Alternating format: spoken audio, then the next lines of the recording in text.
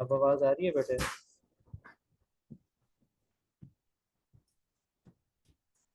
जी sir, आ रही है। Okay, चलो जी। देखिए यहाँ पे आपको डेफिनेशन नज़र आ रही होगी डिकम्पोजिशन पोटेंशियल की। Polarization causes more potential for continuous electrolysis than theoretical potential of the cell. मतलब जो सेल आपने जनरेट किया है उसका जो पोटेंशियल है उससे ज़्यादा हमें पोटेंशियल चाहिए होता है for the purpose of continuous electrolysis. मतलब सेल के अंदर हम क्या चीज़ परफॉर्म करते हैं, इलेक्ट्रोलाइसिस ही परफॉर्म करते होते हैं ना। और हमें पता है कि जो इलेक्ट्रोड्स हमने बनाए हैं उन इलेक्ट्रोड्स का जो भी पोटेंशियल होगा, रिडक्शन पोटेंशियल या ऑक्सीडेशन पोटेंशियल, जब आप वो प्रोवाइड करेंगे तो रेस्पेक्टिव इलेक्ट्रोड्स के ऊपर ऑक्सीडेशन या रिडक्शन स्टार्ट होना शुरू हो जाएगी। Is it so? अच्छा, अब होता ये है कि एक सेल हमने बनाया, फॉर एग्जांपल आप ने एक सेल बनाया जिसमें आपने प्लेटिनम इलेक्ट्रोड्स रखे और उसमें आपने इलेक्ट्रोलाइट रखा है H2SO4। अब फॉर एग्जांपल इस इलेक्ट्रोलाइटिक सेल के ऊपर ऑक्सीडेशन और रिडक्शन के फिनोमेनाज होने थे तकरीबन 1.5 वोल्ट के ऊपर। जब हमने 1.5 वोल्ट अप्लाई किया तो वो हमारे पास उतना मतलब जो हमारा जो सेल था उसमें रेस्पेक्टिव प्रोसेसेस नहीं हुए। लेकिन जब हमने वोल्टेज 1.5 यानी पोटेंशियल 1.5 से बढ़ाया तो वहाँ पे रेस्पेक्टिव हमारे पास क्या होना शुरू हो गए, प्रोसेसेस जो ऑक्सीडेशन के रिडक्शन के थे वो होना शुरू हो गए। अब ये जो पोटेंशियल होगा जो कि थ्योरेटिकल पोटेंशियल से ज़्यादा है, this potential is known as decomposition potential. और ये किस वजह से होता है? This is because of polarisation. तो मैंने यहाँ पे लिखा है polarisation causes more potential for continuous electrolysis. अगर आपने कॉन्टिन्यूअस इलेक्ट्रोलाइसिस करवानी है तो आपको ज़्यादा पोटेंशियल चाहिए होगा then theoretical potential of the cell.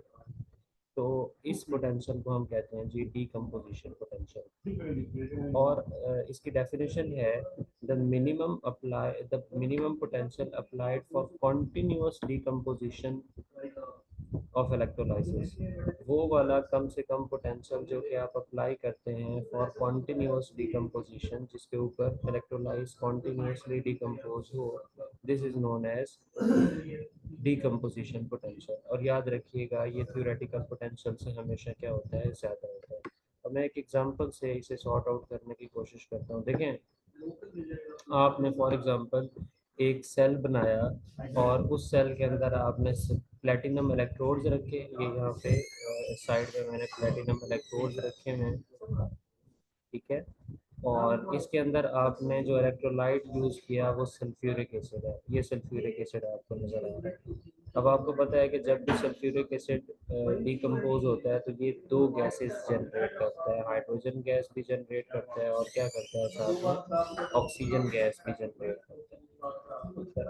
अब मैंने लिखा हुआ है कि एट स्मॉल पोटेंशियल, जब हम स्मॉल पोटेंशियल अप्लाई करते हैं, एम मीटर शोज डिफ्लेक्शन।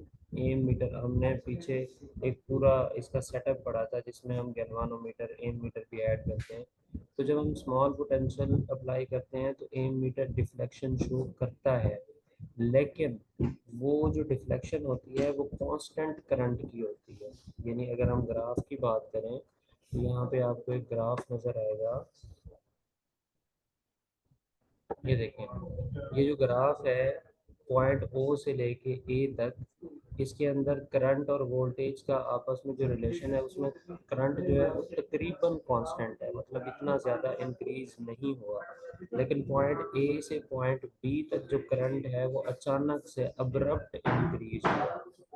तो ये वाला जो पोटेंशियल है ओ से लेके ए तक, अब हम वोल्टेज तो अप्लाई कर रहे हैं, वोल्टेज भी अप्लाई कर रहे हैं, लेकिन उसके बावजूद भी हमारा जो ऑक्सीडेशन या रिडक्शन का प्रोसेस था वो नहीं हो रहा, ठीक है।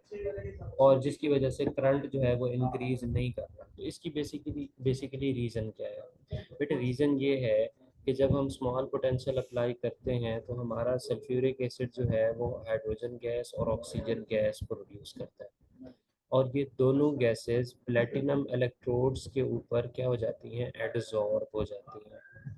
अब होता क्या है कि ये दोनों गैस इलेक्ट्रोड्स हैं, हमने गैस इलेक्ट्रोड्स को भी पढ़ा था।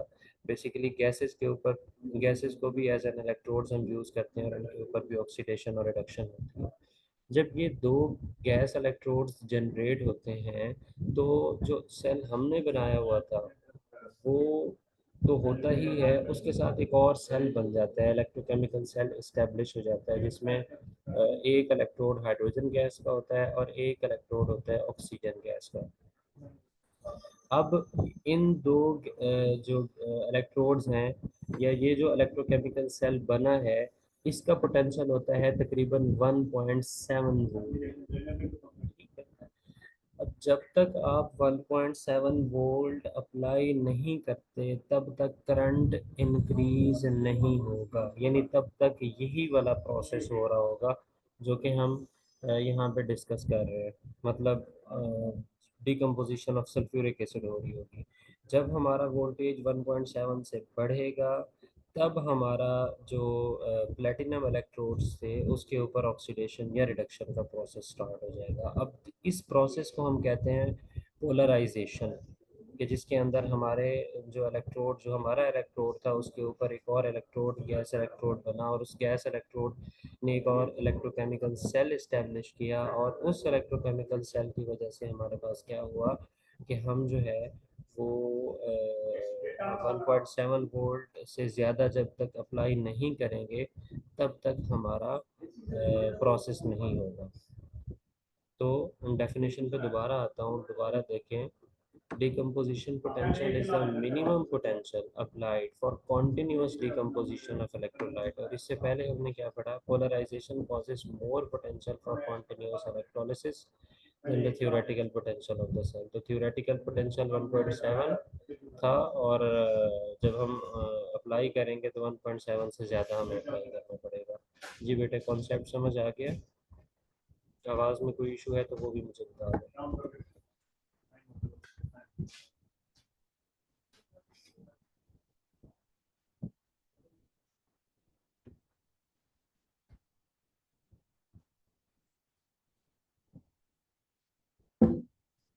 बेटे आवाज़ आ रही है मेरी?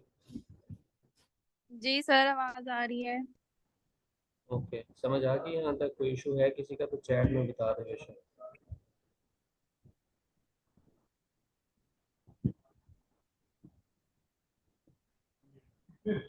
यहाँ तक किसी की कोई इशू है तो नो। चैट में बता नो दो। सर। ओके जी, नेक्स्ट मूव करते हैं। नेक्स्ट हमारा क्वेश्चन था how to determine decomposition potential. Decomposition potential को डिटरमिन कैसे किया जाता है? तो यहाँ पे आपको एक सेटअप नज़र आ रहा होगा जिसमें हमने एक बीकर लिया हुआ है, और उस बीकर के अंदर हमने इलेक्ट्रोलाइट लिया हुआ है, और हमारा इलेक्ट्रोलाइट है सल्फ्यूरिक एसिड। इस बीकर में हमारा एक एनोड होगा और एक कैथोड होगा, और दरमियान में हमने स्टीरर लगाया हुआ है और कॉन्टिन्यूस स्टीरर ऑटोमेटिक। ठीक है। अच्छा, अब हमारे पास क्या है कि हमने इस ये सेटअप हमने लास्ट टाइम भी डिस्कस किया था कि हम दो इलेक्ट्रोड्स के बीच में वोल्ट मीटर रखते हैं टू मेजर द वोल्टेज, और साथ में हम ए मीटर भी अटैच करते हैं ताकि हम करंट को क्या कर सके, मेजर कर सकें। और इसी तरह से यहाँ पे हम वेरिएबल पोटेंशियल, जिसे हम रियोस्टेट कहते थे, वो लगाते हैं ताकि हम पोटेंशियल को वेरी कर सकें, मतलब मिनिमम से लेकर मैक्सिमम तक लेकर के जा सकें, ताकि हमें पता चले कि किस वोल्टेज के ऊपर हमारी डिकम्पोजिशन होने जा रही है। और ऊपर जो है वो हमने की या बटन लगाया हुआ है, और साथ में हमने एक सर्किट लगाया हुआ है। ठीक है।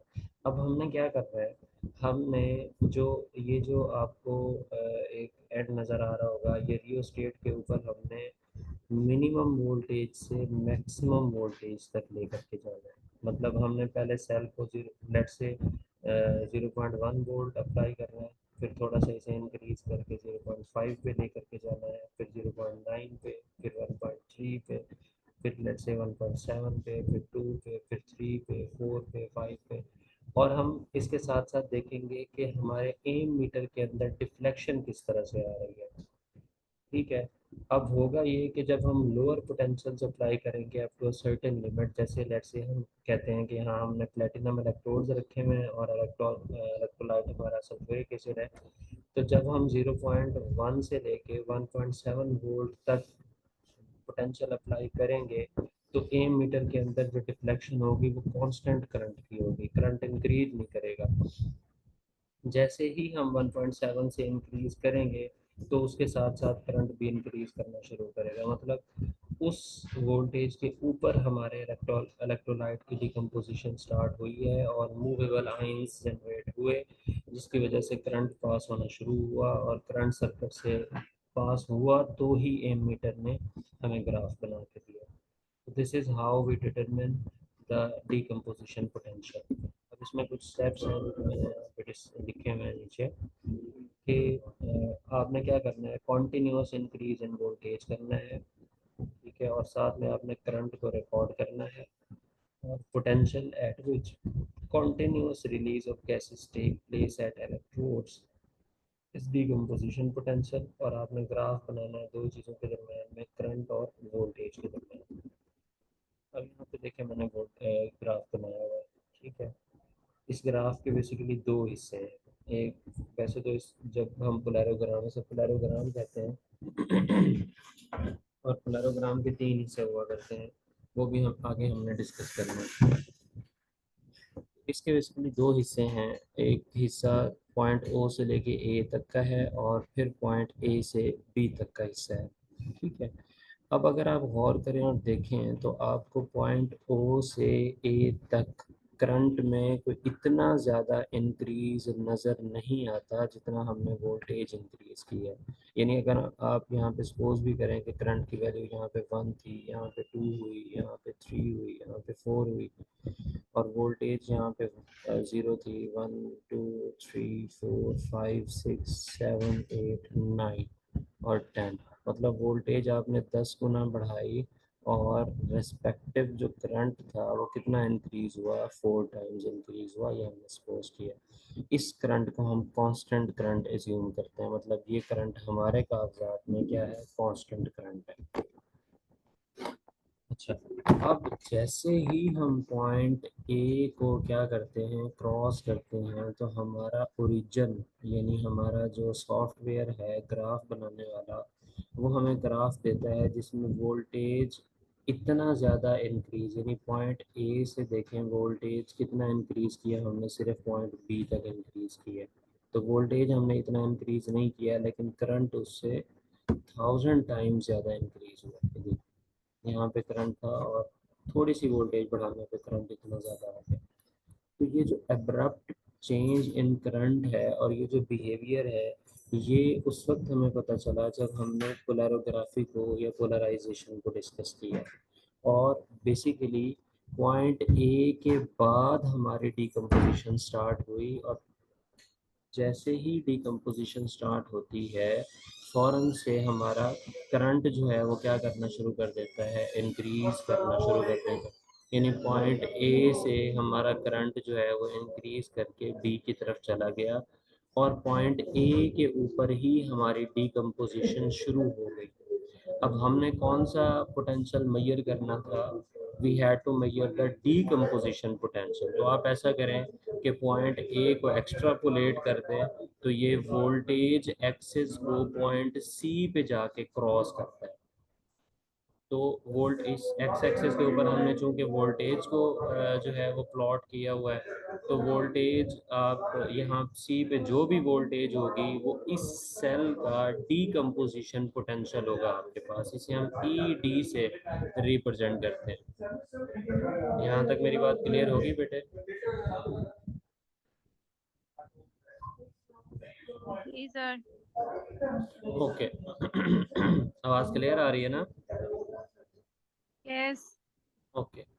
अच्छा, अब हमने क्या किया, हमने एक सेटअप एक्सपेरिमेंटल सेटअप किया और उस एक्सपेरिमेंटल सेटअप की मदद से हमने पूरे का पूरा ग्राफ ड्रॉ किया और उस ग्राफ को इंटरसेप्ट करके हमने जो है वो वोल्टेज जो है वो मेजर कर लिया, और वोल्टेज मेजर करके हमने बता दिया कि आपने जो सेल हमें दिया था उसका जो डीकम्पोजिशन पोटेंशियल है हमारे पास वो ये वाला है।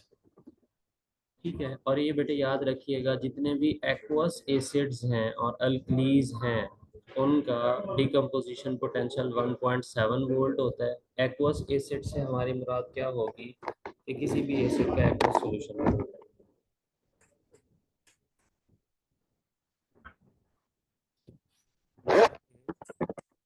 तमाम एसिड्स की 1.7 है, सिर्फ और सिर्फ हमारे पास हाइड्रोक्लोरिक एसिड है जिसकी डीकम्पोजिशन पोटेंशियल जो है वो 1.3 वोल्ट्स होती है। अच्छा, उसके बाद तीन टर्मिनोलॉजीज हैं जो कि पोलैरोग्राफी में हमने डिस्कस करनी होती है। एक हमारे पास होता है रेजिडुअल करंट, दूसरा हमारे पास होता है जी अप्लाइड पोटेंशियल, सॉरी दूसरा हमारे पास होता है लिमिटिंग करंट, और तीसरा हमारे पास होता है जी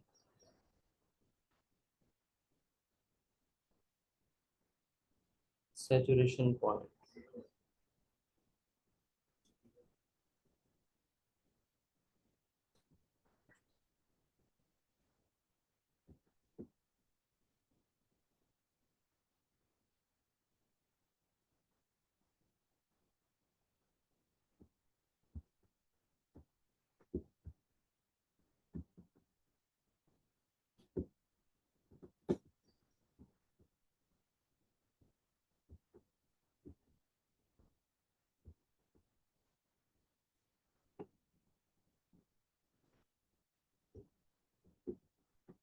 ठीक है बेटे, अब ये ग्राफ जरा गौर करें और देखें तो आपको इसके तीन हिस्से नजर आते हैं, पॉइंट ओ से ए, पॉइंट ए से बी, और पॉइंट बी से सी।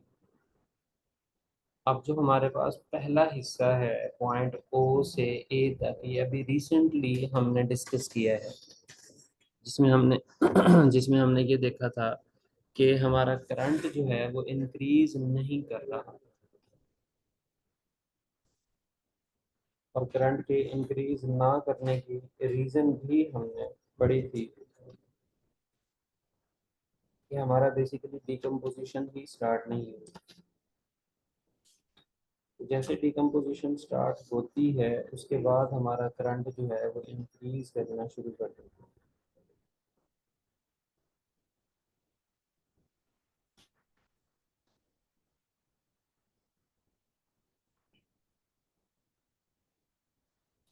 दूसरा पॉइंट हमारे पास रेजिडुअल करंट पे होता क्या है कि हमारा जो अप्लाइड पोटेंशियल है it is less than the reduction potential. मतलब मेटल्स की रिडक्शन के लिए जो पोटेंशियल रिक्वायर्ड होता है अप्लाइड पोटेंशियल उसके इक्वल नहीं होता। जाहिर सी बात है, जब मेटल की रिडक्शन पोटेंशियल से अप्लाइड पोटेंशियल कम है तो मेटल ना तो रिड्यूस होगा और ना ही ऑक्सीडाइज होगा। इसका मतलब ये है कि मेटालिक इलेक्ट्रोड्स के ऊपर ना तो रिडक्शन का फिनोमेना होगा और ना ही ऑक्सीडेशन का फिनोमेना होगा। और हमें पता है कि जब हमारे मेटालिक इलेक्ट्रोड्स के ऊपर ऑक्सीडेशन या रिडक्शन होती है तो हमारे एक्सटर्नल सर्किट में इलेक्ट्रॉन्स फ्लो करते हैं, और उन इलेक्ट्रॉन्स के फ्लो करने से करंट जनरेट होता है। वो करंट गैल्वानोमीटर मेजर करता है, डिफ्लेक्शन शो करता है, और हम कहते हैं कि हमारा डिकम्पोजिशन पोटेंशियल हो गया। तो अब इस पॉइंट पर यानी पॉइंट ओ से ए तक रेजिडुअल करंट है ये, और इस पॉइंट के ऊपर हमारी applied potential is less than the reduction potential, और यहाँ पे हमारी कोई भी रिडक्शन नहीं हो रही।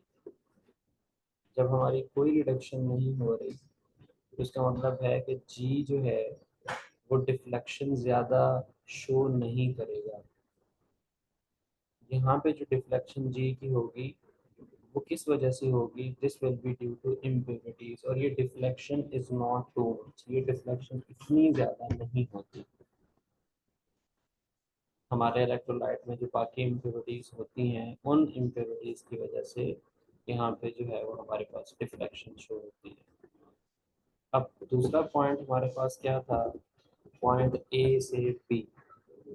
ये हमारे पास जो है वो डिफरेंशियल करंट होता है या डीकम्पोजिशन करंट होता है, जो पॉइंट ए से बी है। इसके ऊपर क्या होता है, इसके ऊपर क्या होता है कि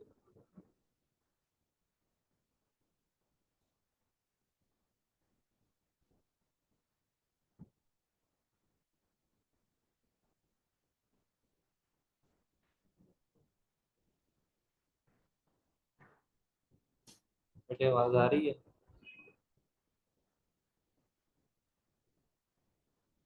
जी सर आ रही है।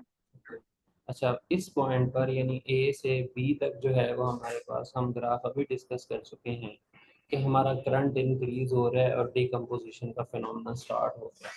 तो बेसिकली इस पॉइंट के ऊपर हमारा जो अप्लाइड पोटेंशियल है that is equal to redox potential of the metallic electrodes. जो इलेक्ट्रोड्स हमने यूज़ किए हैं उनके रिडक्शन पोटेंशियल के बराबर हमारा अप्लाइड पोटेंशियल पहुंच जाता है। और आपको पता है कि जैसे ही हमारा applied potential reduction potential of metal के इक्वल होगा तो हमारे मेटालिक इलेक्ट्रोड्स के ऊपर रेस्पेक्टिव रिएक्शंस होना शुरू हो जाएंगे। तो होगा क्या कि आपका जो मेटल है वो रिड्यूस होगा, मेटल आयंस जो हैं ये मेटल्स में कन्वर्ट होंगे। और आपको पता है पोलैरोग्राफी में हम कौन सा इलेक्ट्रोड यूज करते हैं? Drop in mercury electrode, DME।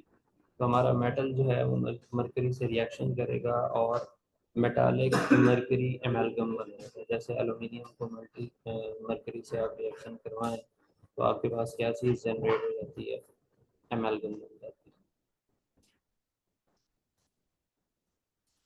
उसके बाद हमारे पास क्या है, लिमिटिंग करंट। ये जो पॉइंट्स है वो आपके पास बी से सी तक का पॉइंट ग्राफ में, ये वाला point है। इसमें भी आपके करंट में कोई खातिर ख्वाह इजाफा नहीं हो रहा, लेकिन वोल्टेज आप बहुत ज़्यादा अप्लाई कर रहे हैं।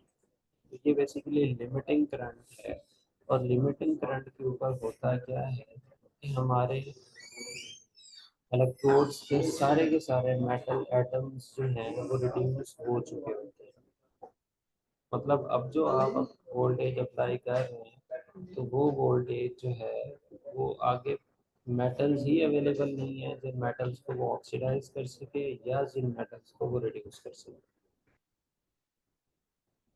इस पॉइंट के ऊपर जो है वो हमारे पास करंट जो है वो लिमिट हो जाता है, करंट में इतना ज़्यादा इजाफा नहीं।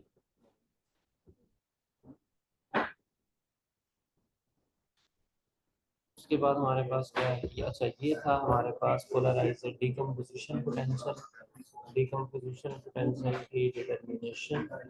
और उसके बाद लिमिटिंग करंट क्या होता है, इसी तरह से हमारे पास रेजिडुअल करंट क्या होता है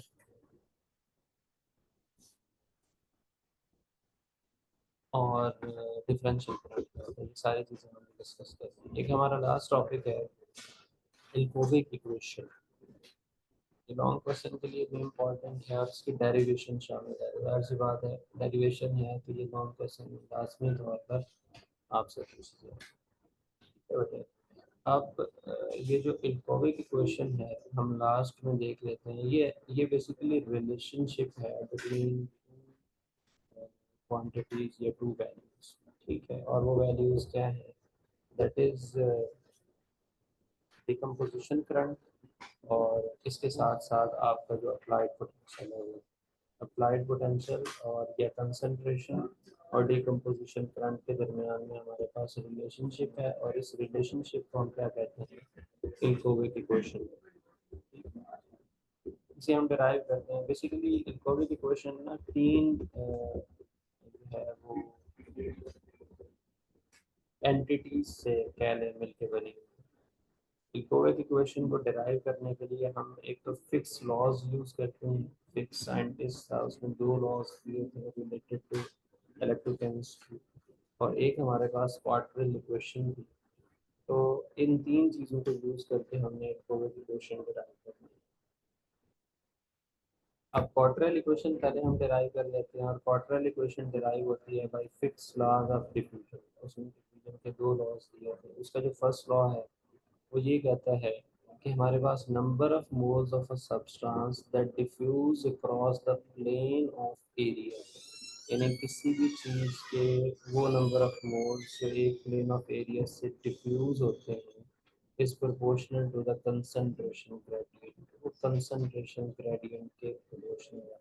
मतलब अगर एक साइड पे concentration gradient ज़्यादा है, दूसरी साइड पे कम है, तो rate of diffusion ज़्यादा होगा। ठीक है, तो concentration gradient is the deciding factor for the diffusion of certain substance from one point to another across a plane of the area A। ठीक है, ये है fix law.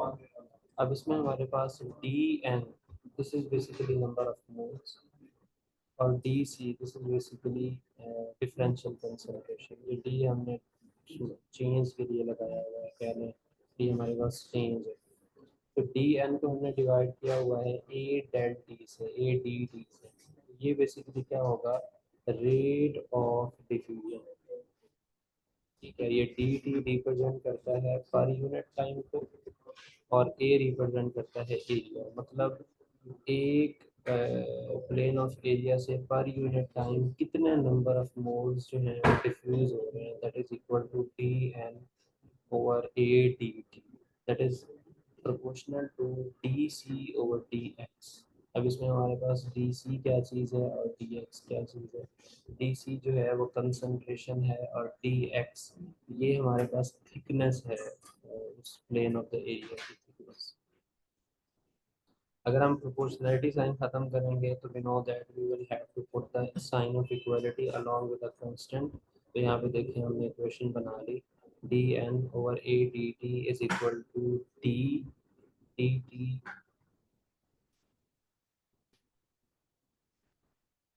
D X D C over D X. अच्छा बेटे, time meeting का and होने जा रहा है। मैं जैसे एंड होगा ना उसके 10 मिनट के बाद नई मीटिंग जनरेट करके आपको लिंक उसका फॉरवर्ड कर दूँगा। अच्छा, अब हमारा हमने क्या किया, इक्वालिटी का साइन ख़त्म किया, प्रोपोर्शनलिटी का साइन ख़त्म किया, इक्वालिटी का साइन लगाया, तो हमारे पास इक्वेशन बन गई D N over A D T is equal to D D C over D X. इसमें हमने बता दिया कि ये जो हमने डी लगाया है this is differential coefficient and the units of centimetre square पर सेकंड। अच्छा, डी एक्स का मैंने आपको बता दिया कि this is basically thickness of differential layer. और उसके बाद देखें कि हमारे पास फ्लो ऑफ द करंट, जिसे हम आई कहते हैं, ये फ्लो ऑफ द करंट है, ये किसके इक्वल है, that will be equal to D N over A D T multiplied by area E multiplied by N number of electrons and multiplied by F Faraday's constant.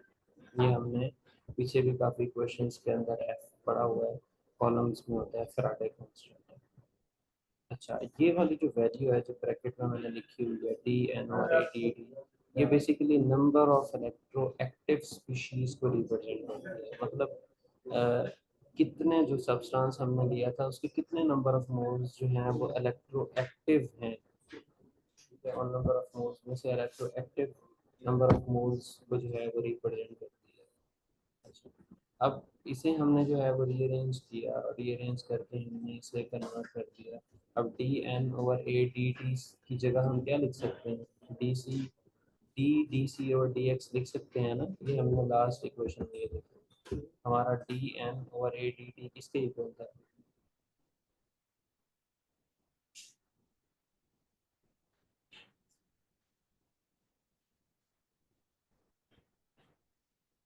हमारा D N over A D T किसके equal था, D D C और D x के equal था। ठीक है, अब जहाँ पे आपने D N over A D T लिखा था नीचे वाली क्वेश्चन में, फ्लो ऑफ करंट वाली में, वहाँ पे आपने क्या लिखना है, डी डी सी और डी एक्स। तो हमारे पास इक्वेशन बन गई जिसे मैंने ए से रिप्रेजेंट किया है। This equation is like this, N F A D D C over D X. अब हमने क्या करना है, फर्स्ट लॉ की लिमिटेशंस को डिस्कस करना है। फर्स्ट लॉ जो है, it has the limitations that thickness of the different layer is constant. जो लेयर हम यूज कर रहे हैं उसकी थिकनेस होती है कांस्टेंट। जब हम वेरिएंट कंडीशंस अप्लाई करते हैं, टाइम, कंसंट्रेशन और थिकनेस की इनको वेरी करते हैं, तो फर्स्ट लॉ हमारा जो है वो इस्टेब्लिश ही नहीं होता। फर्स्ट लॉ कोई रिलेशनशिप ही हमें नहीं बताता। तो जब हमें फर्स्ट लॉ कोई रिलेशनशिप नहीं बताता, तो उस पॉइंट के बाद हम फ्लो ऑफ करंट मेजर नहीं कर सकते। यानी ये वाला जो फ्लो ऑफ करंट है, this is at constant thickness. जबकि हम चाहते हैं कि हम टाइम को वेरी करें, थिकनेस को वेरी करें और कंसंट्रेशन को वेरी करें, और फिर हम फ्लो ऑफ करंट को मेजर करने की कोशिश करें। तो फर्स्ट लॉ यहाँ पे हमारा होल्ड नहीं करता। ठीक है, तो हम किसकी तरफ मूव कर जाते हैं? We move to the second law. Second law क्या कहता है? सेकंड लॉ बिल्कुल सेम है जैसे हमने फर्स्ट लॉ पढ़ा, लेकिन यहाँ पे पार्शियल डिफरेंशियल हमने यूज करनी है। पार्शियल डिफरेंशियल का मतलब है कि concentration is changing with time and distance. Concentration time के चेंज होने से चेंज हो रही है, और डिस्टेंस के चेंज होने से भी क्या होती जा रही है? चेंज होती जा रही है। तीनों जो हमारे पास एंटिटीज थी, उन तीनों को हमने क्या कर दिया? वेरी कर दिया। यानी हमने कंसंट्रेशन के साथ डिफरेंशियल लगा दिया, टाइम के साथ भी डिफरेंशियल लगा दिया, सी के साथ भी डिफरेंशियल है, और एक्स के साथ भी हमने डिफरेंशियल। और हमारी क्वेश्चन बने डिफरेंशियल सी और differential D is directly related to square of the differential c and differential x, और इसका square। अच्छा, rate of change of concentration with time is proportional to differential concentration gradient। ये second law की statement है। यानी rate of change of concentration with time, ये जो differential C और डिफरेंशियल टी है, ये rate of change of concentration. This is basically directly proportional to or simple proportional to concentration, differential concentration gradient C over X। C हमारे पास concentration है, X thickness है, तो कितनी concentration से कितनी thickness generate हुई, ये हमारे पास जो है वो क्या होगा? concentration gradient। तो ये दो आपस में प्रोपोर्शनल, हमें पता है जब हम एक प्रोपोर्शनलिटी के साइन खत्म करते हैं, तो हमें क्या करना पड़ता है? इक्वलिटी का साइन यूज करना पड़ता है, और साथ में हमें डी यूज करना पड़ेगा, दैट इज डिफरेंशियल कांस्टेंट। यानी पार्शियल डिफरेंशियल सी और partial differential D is equal to this value. ठीक है, अब हमने यूज किया था कौन सी चीज? D M D. D M में क्या चीज थी? Dropping mercury electrode at very low thickness. आपको पता है कि जब कोई भी ड्रॉप बनता है, तो शुरू शुरू में उसकी थिकनेस बहुत कम होती है, with the passage of time वो क्या करती है? इंक्रीज करती है। तो थिकनेस इंक्रीज कर रही थी, जबकि जो फर्स्ट लॉ है वो कांस्टेंट थिकनेस के ऊपर हमें रिलेशनशिप बताता है। तो हमने सेकंड लॉ चूज किया, क्योंकि सेकंड लॉ जो है वो वेरिएंट थिकनेस को भी इनकाउंटर कर लेता है।